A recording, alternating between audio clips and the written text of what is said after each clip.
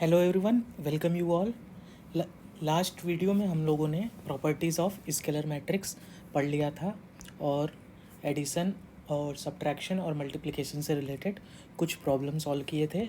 इस वीडियो में हम आगे एक से दो प्रॉब्लम और सॉल्व करेंगे, फिर हम how to multiply two matrix को पढ़ेंगे। तो हमारा आज का पहला प्रॉब्लम है find x and y if x plus y is equals to 5209 and x minus y is equals to 3601 and -1। तो यहाँ पे हमें क्या फाइंड करना है, x और y।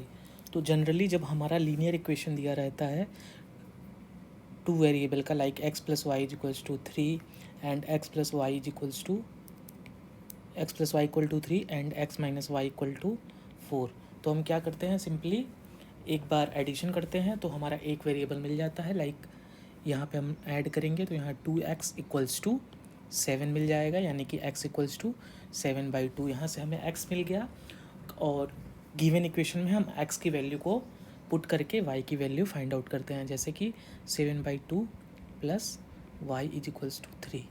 इस इक्वेशन में हमने x की वैल्यू रख दी, तो y will be 3 minus 7/2, that is 6 minus 7/2 which is -12। तो यहाँ पे हमारा x और y आ गया जब क्वेश्चन सिंपली हमारा दिया हुआ था as a linear equation, but यहाँ पे भी प्रोसीजर सेम होगा और जो हमारा आंसर आएगा वो एज अ मैट्रिक्स आएगा। तो यहाँ पे गिवन है x plus Y which is equals to 5209, ये हमारा इक्वेशन नंबर 1 है।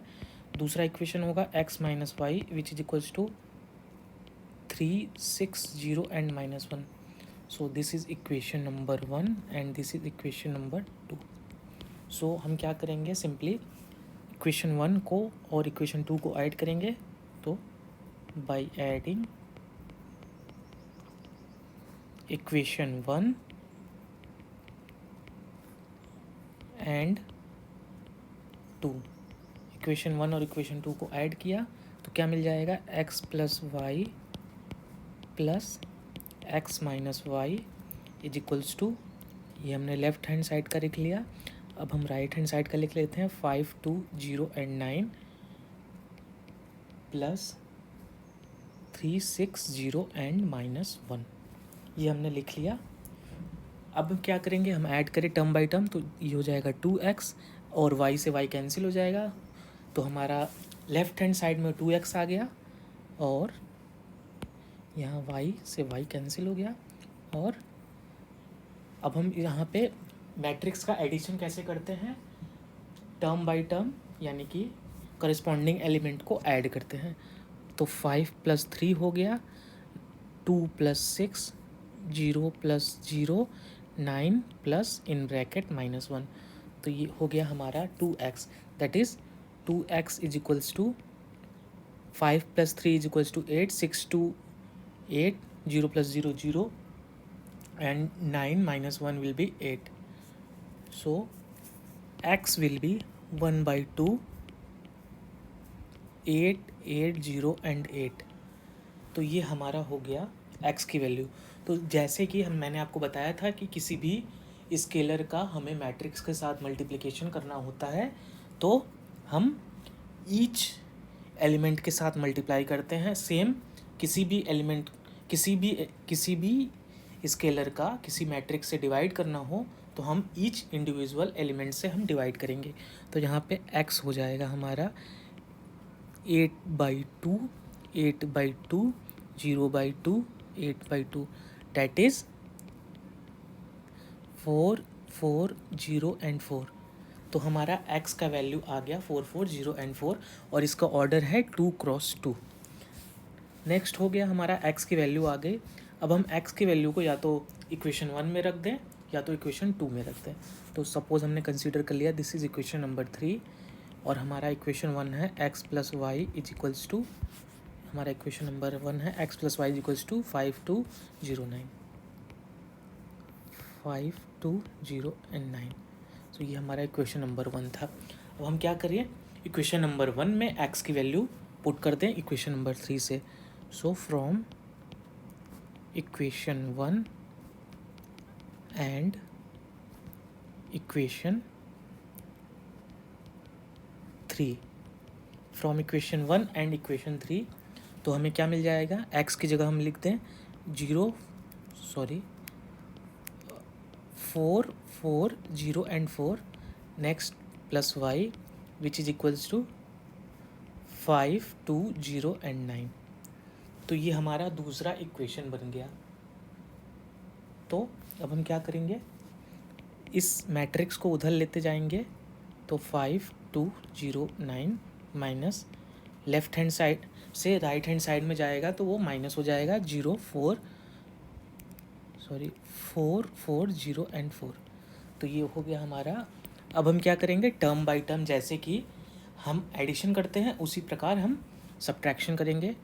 तो 5 minus 4 2 minus 4 0 minus 0 and 9 minus 4, ये हमारा हो गया y। अब इसको हम सिंप्लीफाई कर लेंगे, 1 माइनस 2 0 एंड माइनस 5 प्लस 5। तो ये हमारा y की वैल्यू आ गई। तो हमारा आंसर हो गया x is equals to 4404 and y is equals to 1 minus 2 0 and 5। तो ये हमारा x और y की वैल्यू हमें फाइंड करनी थी, जो हमने ये फाइंड कर ली। इक्वेशन नंबर 4, इक्वेशन नंबर, ये पहले से ही इक्वेशन नंबर 3 है, यहाँ ये इक्वेशन नंबर 3 है। तो हमारा 3 एंड 4 जो होगा ये हमारा आंसर होगा।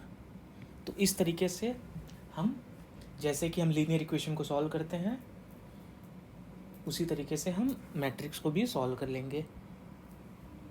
अब अगले क्वेश्चन की ओर बढ़ते हैं। अगला क्वेश्चन है find the values of x and y from the following equation, 2 in bracket x 5 7 and y minus 3 plus 3 minus 4 1 and 2 which is equals to 7 6 15 and 14। तो ये हमारा इक्वेशन गिवन है, इससे हमको x और y की वैल्यू फाइंड आउट करनी है। तो गिवन है तो इसको हम सिंप्लीफाई कर लेते हैं। तो यहाँ हो जाएगा 2x, ये हो जाएगा 10, नीचे हो जाएगा 14, यह हो जाएगा 2y माइनस 6। बेसिकली हमने क्या किया है कि 2 को गिवन मैट्रिक्स के ईच एलिमेंट से हमने मल्टीप्लाई कर दिया, और 7 6 15 एंड 14, और प्लस वाले मैट्रिक्स को हमने राइट साइड में भेज दिया, तो 3 माइनस 4 1 और 2 आ गया। अब हम इसको सिंप्लीफाई कर लेते हैं, 2x 10 14 और 2y माइनस 6, और 7 और minus 3 6 minus 4 15 minus 1 and 14 minus 2। फिर से और ज़्यादा सिंप्लीफाई कर लेते हैं, 2x 10 14 and 2y minus 6 which is equals to 7 minus 3 will be 4, 6 minus 4 will be 10, 15 minus 1 14 and 14 minus 2 which is 12। So यहाँ पे दो मैट्रिक्स आ गए और दोनों एक दूसरे के इक्वल हैं। तो जब दो मैट्रिक्स एक दूसरे के इक्वल होते हैं तो मैंने दो कंडीशन बताई थी कि पहला उनका ऑर्डर सेम हो। तो यहाँ पे ऑर्डर क्या है, ऑर्डर सेम है, ये भी 2x2 है और ये भी 2x2 है। दूसरा क्या बताया था मैंने, दूसरा बताया था कि इंडिविजुअल एलिमेंट क्या होने चाहिए, आपस में इक्वल होने चाहिए। तो 2x will be 4 and 2y minus 6 will be 12। तो यहाँ से x की वैल्यू आ जाएगी 2 और यहाँ से 2y will be 18, so y will be 9। तो यहाँ से हमारी x और y की वैल्यू आ गई। अब इतना आप नोट डाउन कर लीजिए। अब आगे बढ़ते हैं मैट्रिक्स मल्टीप्लिकेशन का, हाउ कि हम दो मैट्रिक्स को आपस में मल्टीप्लाई कैसे करें। तो हमारा हेडिंग हो जाएगा मल्टीप्लिकेशन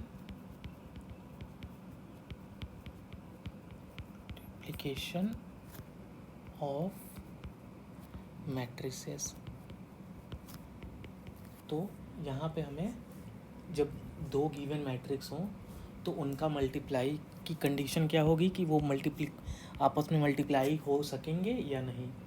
तो सपोज़ हमने क्या कर लिया कि दो मैट्रिक्स लिया। पहला matrix A is equals to AIJ of order M cross N। तो हमने क्या किया, हमने एक मैट्रिक्स को कंसीडर किया जिसका ऑर्डर M क्रॉस N है, और दूसरा मैट्रिक्स B लिया equals to BIJ N cross P। So दूसरा मैट्रिक्स हमने लिया B जिसका ऑर्डर N क्रॉस P है। तो जो हमारा प्रोडक्ट आएगा उसका ऑर्डर होगा A multiply by B is equals two of order M cross P। पहला तो ये हो गया, और जो कंडीशन ये होगी कि वो आपस में मल्टीप्लाई तब होंगे जब पहले मैट्रिक्स का कॉलम, यानी column of first matrix, column of first matrix is equal to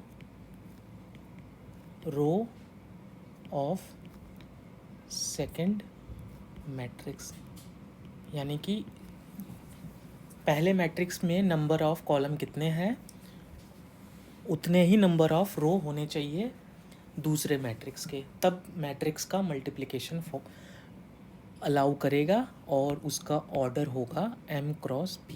जो हमारा रिजल्ट आएगा यानी कि A मल्टीप्लाई बाई B का ऑर्डर होगा M क्रॉस P। और दो मैट्रिक्स आपस में मल्टीप्लिकेशन की कंडीशन तब फॉलो करेगी जब पहले मैट्रिक्स के कॉलम की value, total number of column पहले मैट्रिक्स में कितने हैं उतने ही नंबर ऑफ रो होने चाहिए दूसरे मैट्रिक्स के, तो हमारा मैट्रिक्स का मल्टीप्लिकेशन फॉलो करेगा। तो ये हो गया कि मैट्रिक्स का मल्टीप्लिकेशन फॉलो कैसे करेगा। तो वो हम देखते हैं कि एक एग्जांपल से हम देखते हैं कि मैट्रिक्स का मल्टीप्लिकेशन फॉलो कर रहा है या नहीं, और अगर फॉलो कर रहा है तो हम मल्टीप्लाई कैसे करेंगे। तो सपोज़ हमने ले लिया A is equals to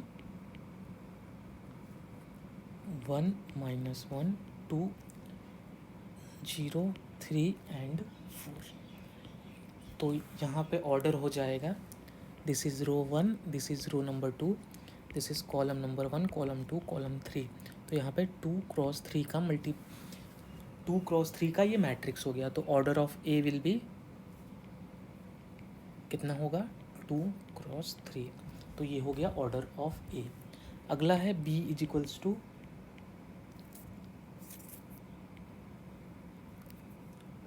2 7 minus 1 and 1 5 and minus 4। तो इसका ऑर्डर हो जाएगा 3 क्रॉस 2। तो अभी हमें पहला कंडीशन चेक करना है कि ये आपस में मल्टीप्लाई होंगे या नहीं। तो order of B is equals to 3 cross 2। तो जैसा कि मैंने बताया था आपको कि पहले मैट्रिक्स का कॉलम और दूसरे मैट्रिक्स का रो दोनों आपस में बराबर होने चाहिए तो मैट्रिक्स का मल्टीप्लिकेशन अलाउ होगा। तो यहाँ पे बराबर हैं 3 और 3। तो सपोज कर लिया हमने C is the product of A multiply by B। तो order of C will be होगा, order of C will be 2 cross 2। जो बचे हुए हैं यहाँ पे भी 2 बचा हुआ है और यहाँ पे भी 2 बचा हुआ है, तो जो बचे हुए हैं वो ऑर्डर हो जाएगा। तो अब हम देख लेते हैं कि मल्टीप्लिकेशन कैसे होगा। तो ए दिया हुआ है, सो ऊपर वाले इक्वेशन से हो जाएगा A multiply by B is equals to 1 -1 2 0 3 and 4। ये हो गया हमारा ए मल्टीप्लाई बाई 2 7 -1 एंड 1 5 -4। ये हो गया बी। तो ये हमारा ए और बी हो गया। अब हम चलते हैं इसको मल्टीप्लाई करते हैं। तो पहला स्टेप होगा हमारा, पहले मैट्रिक्स यानी ए के मैट्रिक्स के सारे एलिमेंट 1 -1 एंड 2, ये पहला रो हुआ हमारा, और दूसरे मैट्रिक्स का पहला column that is 2 -1 and 5। Each element को हम मल्टीप्लाई करके ऐड करेंगे, जैसे कि 1 multiply by 2 plus -1 multiply by -1 plus 2 multiply by 5। तो पहले हमने क्या किया, 1 को 2 के साथ मल्टीप्लाई किया, फिर उसको ऐड कर दिया, प्लस -1 को हमने क्या किया, -1 के साथ मल्टीप्लाई किया, ये लिख लिया, फिर प्लस 2 को हमने मल्टीप्लाई किया 5 के साथ। तो ये हमारा गया 2 क्रॉस 5। ये हमारा पहला एलिमेंट होगा रिजल्टेंट मैट्रिक्स का। अब हम क्या करते हैं, पहले रो के साथ दूसरे कॉलम का मल्टीप्लिकेशन करते हैं। तो -1 × 7 प्लस -1 × 1 प्लस 2 × -4। ये हो गया हमारा दूसरा एलिमेंट, रिजल्ट का दूसरा एलिमेंट। अब हम क्या करते हैं, दूसरे रो को लेते हैं मैट्रिक्स ए के। तो यहाँ पे दूसरा रो है 0 3 एंड 4, और मैट्रिक्स ए के दूसरा रो 0 3 एंड 4 है, और मैट्रिक्स बी का पहला कॉलम होगा 2 -1 एंड 5। तो हम मल्टीप्लाई करते हैं, तो 0 × 2 प्लस 3 × -1 प्लस 4 × 5। ये जो होगा हमारा दूसरे रो का पहला एलिमेंट होगा। उसी तरीके से मैट्रिक्स ए का दूसरा रो हमारा 0 3 4 है, और मैट्रिक्स बी का दूसरा कॉलम 7 1 एंड -4 है। तो हम इसको ईच एलिमेंट के साथ मल्टीप्लाई करेंगे, जैसे कि 0 × 7 प्लस 3 × 1 प्लस 4 × -4। तो यहाँ हमने क्या किया, 0 को मल्टीप्लाई किया 7 के साथ, 3 को मल्टीप्लाई किया 1 के साथ, एंड 4 को मल्टीप्लाई किया -4 के साथ, और उसको ऐड कर दिया। तो ये हमने कंसीडर किया हुआ था सी।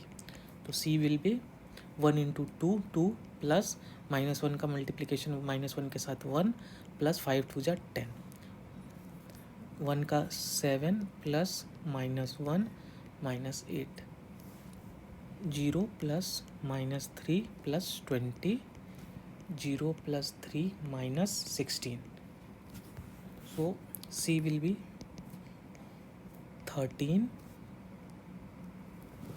-2 17 एंड -13। ये हो गया हमारा C, जो कि मल्टीप्लिकेशन, जो कि प्रोडक्ट है A और B का। इसका ऑर्डर हो जाएगा 2 × 2। तो हम यहाँ से इस तरीके से हम मैट्रिक्स, दो गिवन मैट्रिक्स का मल्टीप्लिकेशन फाइंड आउट कर सकते हैं।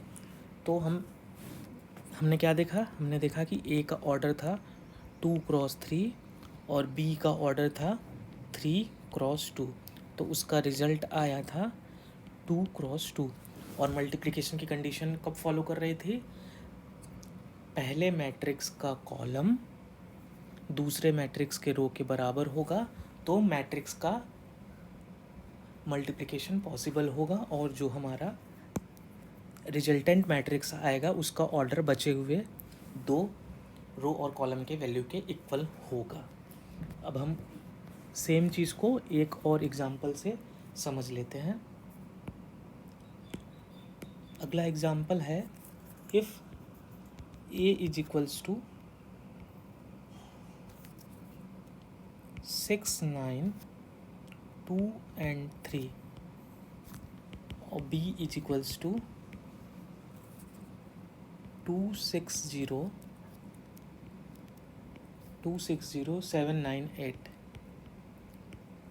यहाँ पे दो मैट्रिक्स दिए हुए हैं, हमें क्या फाइंड करना है, फाइंड AB। तो पहले देख लेते हैं ए बी पॉसिबल है या नहीं। तो यहाँ पे 2 क्रॉस 2 है और यहाँ पे 2 क्रॉस 3 है। तो पहले मैट्रिक्स का कॉलम दूसरे मैट्रिक्स के रो के बराबर है। तो ए बी का ऑर्डर कितना होगा, ए बी का ऑर्डर हो जाएगा बचा हुआ ये जो 2 है ये बचा हुआ 2 इंटू ये बचा हुआ 3, 2 क्रॉस 3 का हमारा ए बी आएगा। ठीक है, अब हम ए बी को फाइंड आउट कर लेते हैं। तो ए बी हो जाएगा 6 9 2 3 मल्टीप्लाई 2 6 0 7 9 8। तो इस तरीके से हमने लिख लिया दो मैट्रिक्स को। ठीक है, अब हम टर्म बाय टर्म मल्टीप्लाई कर लेते हैं। तो पहले मैट्रिक्स का पहला रो यानी कि 6 9 दूसरे मैट्रिक्स के पहले कॉलम से मल्टीप्लाई होगा, डेट इज़ 2 7 से।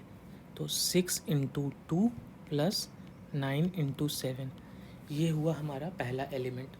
दूसरा होगा 6 और 9 का 6 और 9 के साथ मल्टीप्लिकेशन होगा, that is 6 into 6 plus 9 into 9।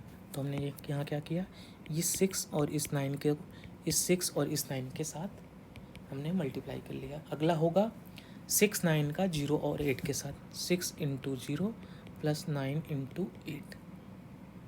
ये हो गया हमारा तीसरा एलिमेंट पहले रो का। अब क्या करेंगे, 2 और 3 का जो कि दूसरा रो है मैट्रिक्स ए का, दूसरे मैट्रिक्स दैट इज़ बी के पहले रो के साथ पहले कॉलम के साथ, बी के दूसरे कॉलम के साथ, बी के तीसरे कॉलम के साथ मल्टीप्लाई होगा। तो 2 इंटू 2 प्लस 3 इंटू 7, ये हो गया पहला एलिमेंट दूसरे रो का। दूसरा होगा 2 इंटू 6 प्लस 3 इंटू 9। नेक्स्ट होगा 2 इंटू 0 प्लस 3 इंटू 8। तो ये हो गया हमारा तीनों मैट्रिक्स। 6 2 जा 12 प्लस 9 7 जा 63, 36 plus 54, 0 plus 72, 4 plus 21, 12 plus 27, 0 plus 24, 63 and 12 will be 75। यहाँ पे मैंने गलत लिख दिया, ये होगा 81। 36 9 9 जा 81, 6 6 जा 36, सो 36 प्लस 81 विल बी 117।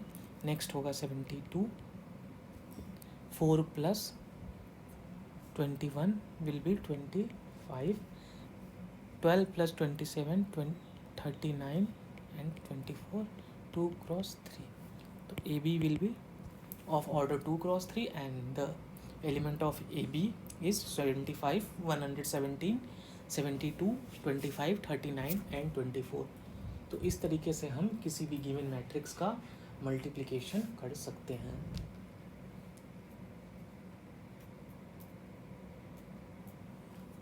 एक चीज़ हम और देख लेते हैं। सपोज ये कोई मैट्रिक्स है AIJ of order M cross N। तो यहाँ पे ए मैट्रिक्स है जिसका ऑर्डर क्या है M cross N। B is a matrix of order N cross P। So B का ऑर्डर है N क्रॉस P। तो यहाँ पे ए बी पॉसिबल होगा, हाँ पॉसिबल क्यों होगा, क्योंकि पहले मैट्रिक्स का कॉलम दूसरे मैट्रिक्स के रो के बराबर है। तो ए बी पॉसिबल होगा, ठीक। और उसका ऑर्डर होगा, order of A B will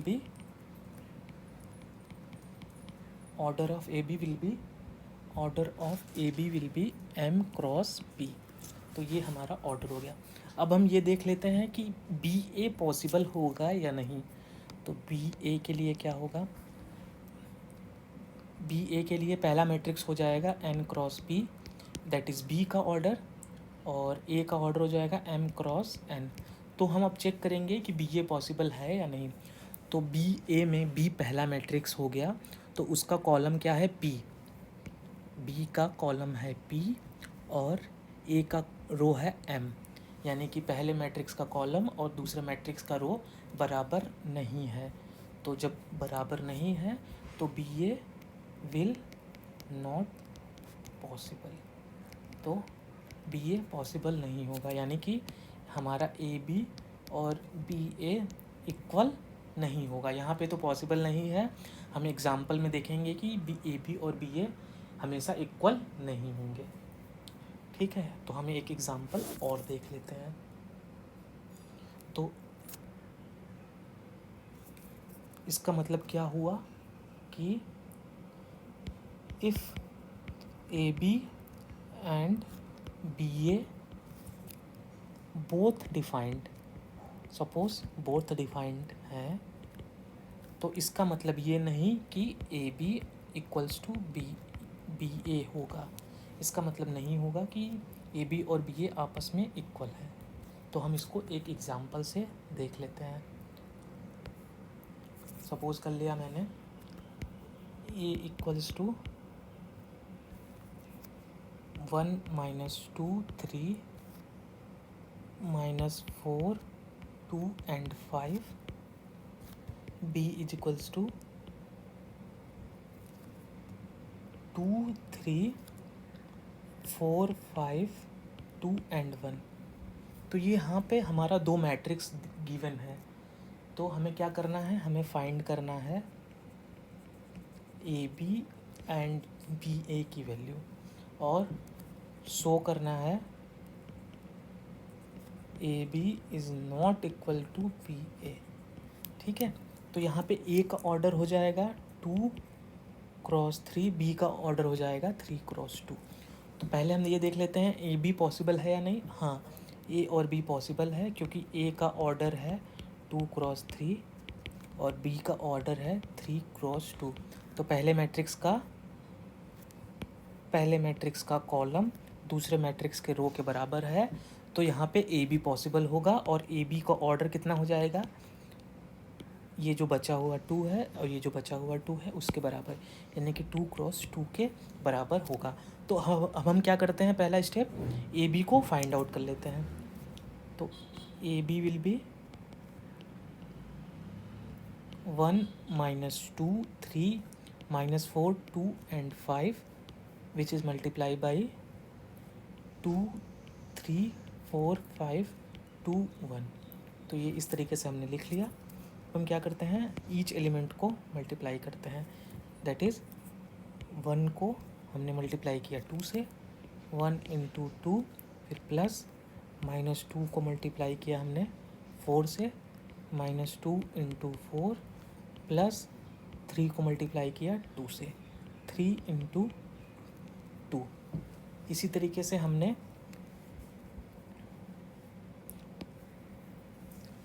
क्या किया, पहले रो को पहले कॉलम से मल्टीप्लाई किया। अब हम पहले रो को दूसरे कॉलम से मल्टीप्लाई करेंगे, यानी कि 1 को करेंगे, इस 1 को करेंगे 3 से, 1 × 3 प्लस इस 2 को करेंगे -2 को 5 से, प्लस इस 3 को करेंगे 1 से, 3 × 1।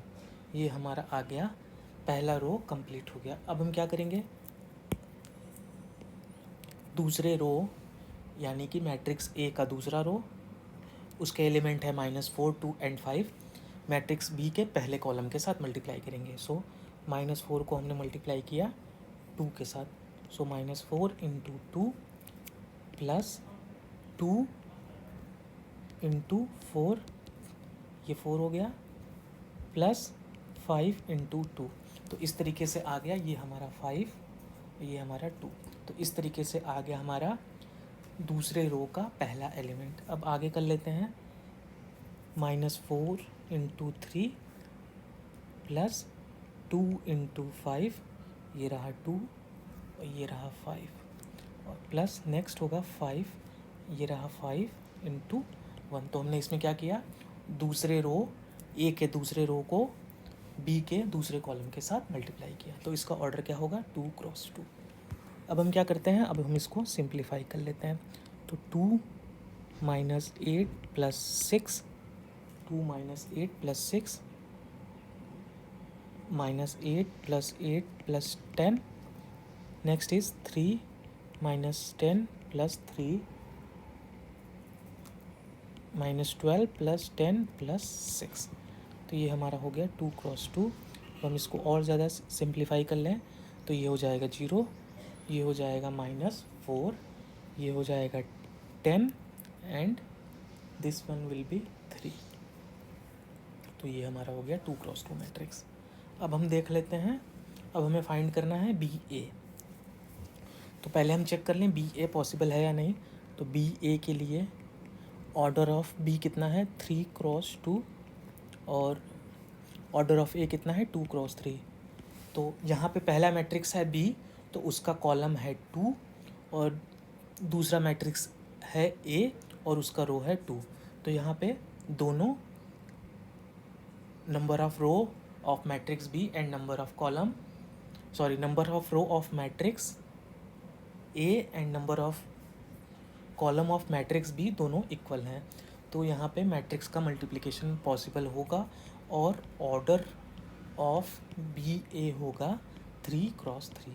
तो ऑर्डर से ही हमें पता चल जा रहा है कि AB और BA इक्वल नहीं है. फिर भी हमें क्वेश्चन में पूछा हुआ है BA फाइंड करना है, तो हम BA को फाइंड कर लेते हैं. तो B गिवन है 2 3 4 5 2 1 और A गिवन है 1 - 2 3 -4 2 एंड 5. तो ये हमारे दो मैट्रिक्स गिवन है. ये है हमारा A. तो BA विल बी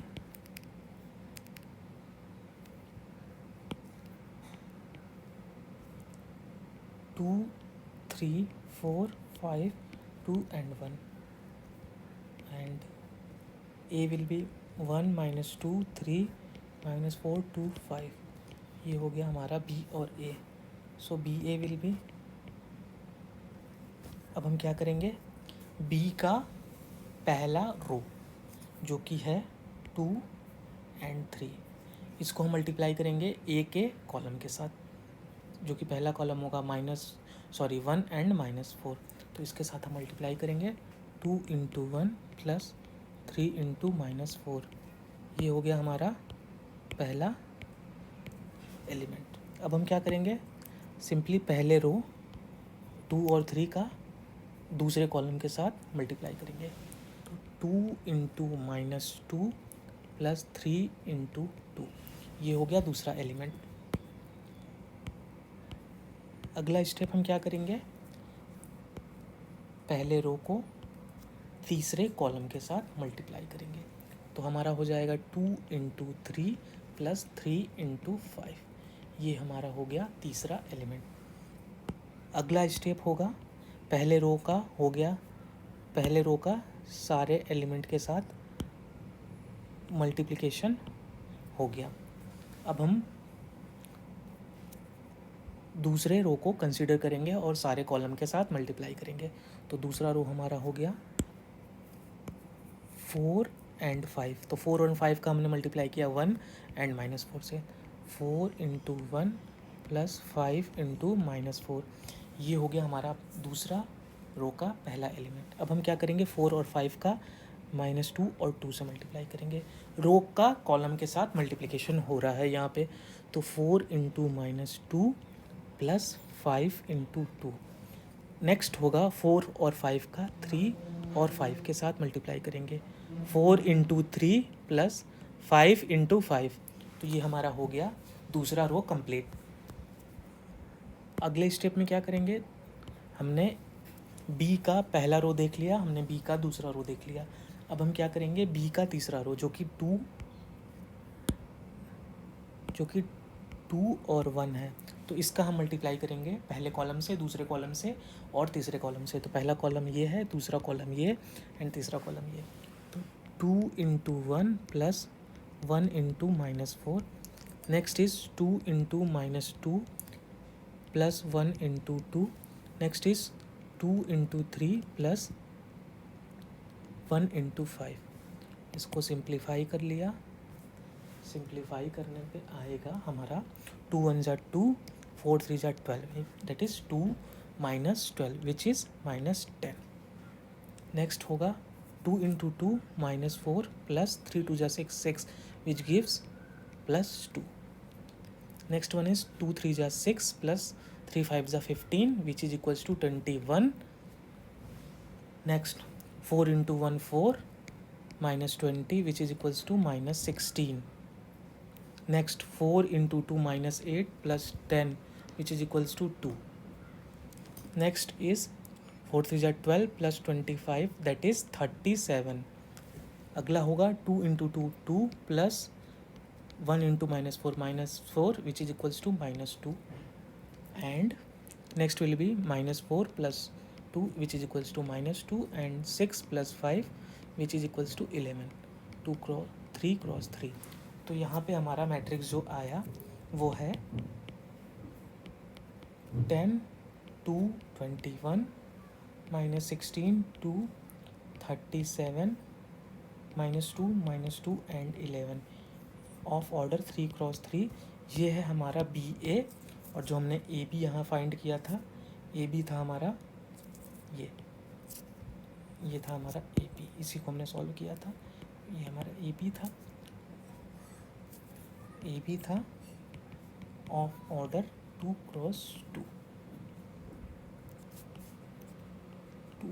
2 का ऑर्डर था और उसके एलिमेंट थे 0 -4 10 एंड 3. 0 -4 10 एंड 3.